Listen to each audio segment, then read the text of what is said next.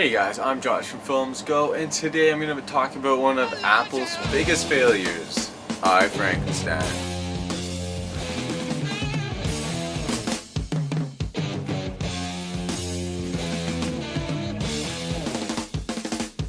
So Film Nation, Frankenstein is directed by Stuart Beattie and stars Aaron Eckhart, Jai Courtney, and Bill Nye. So this story revolves around Frankenstein, and basically it's centuries after Frankenstein was created,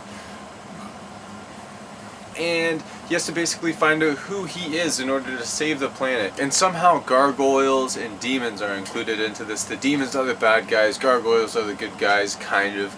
But yeah, it's kind of confusing, to be honest. I don't know where to start. Now in this movie there was only two damn good things, and the number one honestly was Aaron Eckhart. This guy is so fantastic. He's really able to put in 100% into any role this guy takes.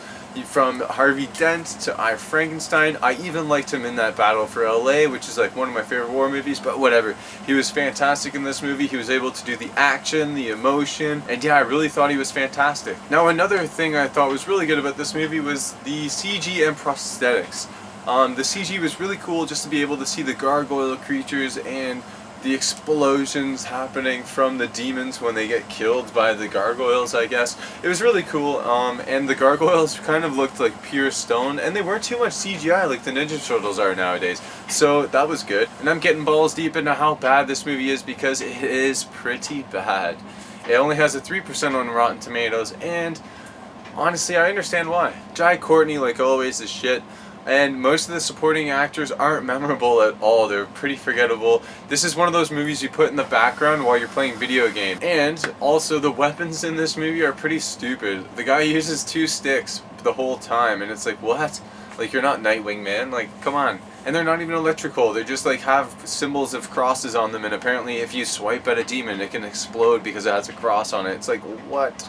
And another bad thing about this movie is the story. The story is pretty unbelievable.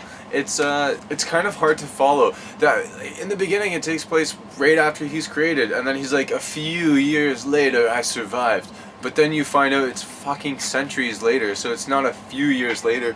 So it's like, no sense of time from Frankenstein, I guess. And it doesn't really explain where all these demons are coming from. It just tells you that there's a demon lord out there and that there's demons in the earth, but then all of a sudden there's thousands of these things just running at the fucking church that the gargoyles are in. And it's like, come on, like, give it a little bit of backstory to what the hell is going on. They gave the gargoyles backstory, at least give the frickin' enemies backstory. The enemies weren't memorable at all. They're all just getting ripped and blown apart. Honestly, guys, don't pay to watch this movie. I didn't pay to watch it. I rented it from the library for free, son. This movie honestly gets a D in my perspective. The only thing keeping it from failing was Aaron Eckhart. This is a movie you can put on in the back screen while you're doing something else, to tell you the truth.